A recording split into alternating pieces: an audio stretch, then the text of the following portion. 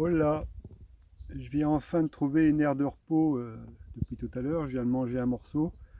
Là, il est 13h30. Je commençais à trouver le temps long depuis tout à l'heure parce que je voyais pas le bout. Il y avait un petit peu de verdure tout le long, mais j'étais pas du bon côté pour avoir l'ombre. Il y a un petit peu d'air là, je suis un petit peu à l'ombre, il n'y a pas de point d'eau. Je viens de finir le restant de ce que j'avais à boire, de ma gourde. Et j'avais acheté une boisson ce matin avant de partir, un jus de pêche. Donc ça va, hein, c'est quand même agréable, ça me permet de me détendre un peu, de prendre l'air, parce que là je commençais à avoir mal les épaules, le sac à dos qui commençait un peu à être long. Et là, en arrivant à l'aire de repos, là, je ne savais plus trop où j'en étais par rapport à l'arrivée, il reste 4 km 3. Donc 4 km 3, je pense que c'est une cinquantaine de minutes. Voilà, donc je ne devrais pas arriver trop tard. 50 minutes, ouais, à peu près ça. Donc voilà, ça va. Je voulais refaire un peu le point aussi par rapport à... J'ai discuté avec quelqu'un hier, j'ai échangé avec quelqu'un hier, Corinne, par rapport à un périple comme celui-ci. Comme je parlais dans la vidéo de juste avant, par exemple, quand on veut partir de Saint-Jean-de-Pied-de-Port à Roncevaux, je pense que ce serait bien de scinder l'étape en deux morceaux. Une de 8 km et on s'arrête au refuge où on peut dormir et manger. Et on peut partir à 8 h du matin et on arrive avant 11 h. Et puis le lendemain, on repart à la fraîche sur le coup de 8 h. Et puis ça ne nous ferait pas arriver trop tard à Roncevaux parce que du coup, il resterait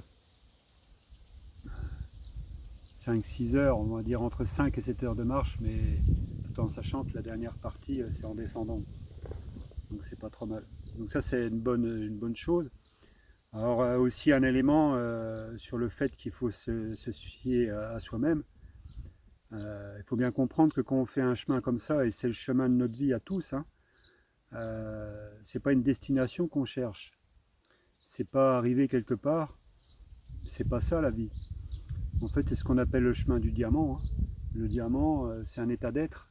C'est pas une destination. Donc il faut bien comprendre la différence qu'on a du mal à assimiler. Et c'est pas de suivre les pas de quelqu'un d'autre qui nous permet d'atteindre un niveau intérieur. Parce qu'en fait, si on fait ça, si on suit le chemin de quelqu'un d'autre, c'est tout simplement le chemin de quelqu'un d'autre. Et ce qui marche pour quelqu'un d'autre ne marche pas forcément pour nous. Je vais prendre pour exemple, quand je me suis arrêté à Saint-Jean-Pied-de-Port, j'avais à peu près tout calculé, peut-être un peu trop d'affaires, c'est vrai, un peu trop de manger, c'est plus que vrai.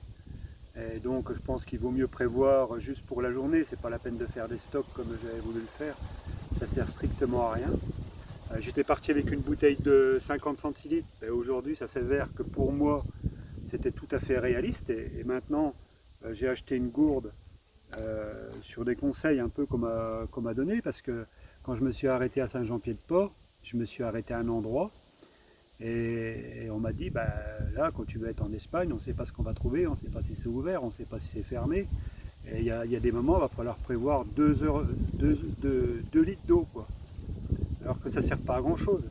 50 centilitres d'eau, vous voyez, là, je viens de finir le restant de mon eau, j'aurais même pu en garder un peu, j'avais un jus de fruits, mais il ne me reste plus que 4 km. Donc je suis sûr de les faire, même sans eau, c'est pas un problème. Donc la bouteille de 50 centilitres, elle passait partout dans mon sac à dos. Maintenant, ça fait 1 litre. La bouteille de centilitres, 50 centilitres, même à la fin, je peux même l'écraser et la mettre n'importe où. Ça, c'est encore quelque chose qui existe, il faut que je ramène dans mes bagages. Donc voilà, j'étais parti sur ce que j'avais suivi, sur mes idées, et là, je me suis laissé un peu orienter différemment, ce qui n'est pas forcément utile, parce que là, on rencontre rarement aucun point d'eau sur 2 heures. Et encore sur ces 2 heures-là, on a de l'eau. Donc c'est pas un souci. Et si on n'a que 50 centilitres d'eau et qu'on n'est pas sûr, on peut encore acheter une boisson qui est fraîche, la mettre dans le sac à dos et qu'on peut boire. Donc voilà. Une deuxième chose, il m'avait conseillé, je ne vais pas citer le nom parce qu'il a voulu bien faire. Il avait fait des étapes, plusieurs étapes quand même sur le chemin de Compostelle, donc il savait de quoi il parlait. Ça remonte pas de tout de suite, ça remonte déjà il y a quelques années, donc ça aussi ça évolue. Et encore une fois, c'était son chemin à lui, c'est pas le même. C'est ça qui est important d'apprendre à se connaître soi-même. Ce chemin-là, c'est pour apprendre à connaître ses limites, à connaître ses réserves, à connaître sur qui on peut compter. Et on voit bien que dans la vie, moi, par rapport à tout ce que j'ai vécu, ben, on peut soi-disant avoir des amis, et puis quand on a besoin d'eux, ben, il n'y a plus personne, nous ont tous tourné le dos. Alors qu'à chaque coup qu'ils avaient eu besoin de moi,